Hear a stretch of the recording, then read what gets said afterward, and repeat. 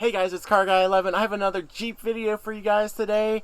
We're going to do an unboxing, install, and review of some roof rack crossbars from Yitamotor. They sent them to me to try a new product of theirs, and it's going to enhance the look and increase the practicality of the Jeep. I have a roof-mounted ski rack that I have yet to use on this vehicle because I didn't have the crossbars.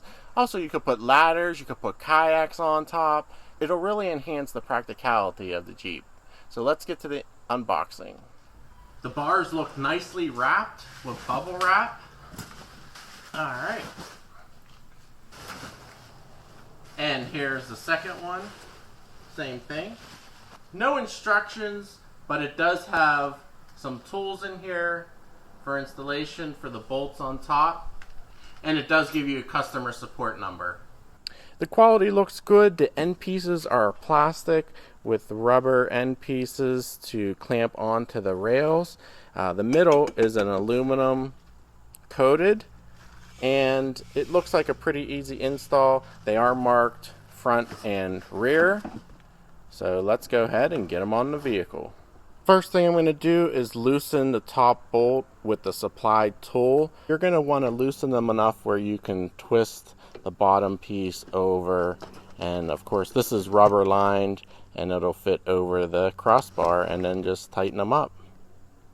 Alright, as you can see, it's rubber lined on top to fit over the crossbar, and then underneath here you're just going to slide the plastic piece and then tighten it down. Yes, that was a very easy install. Just tighten the bolts down enough to close the gap. Again, this is rubber sealed top and bottom.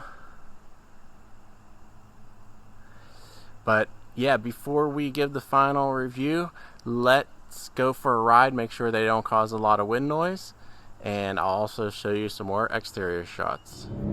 Alright, now taking it up to some highway speeds.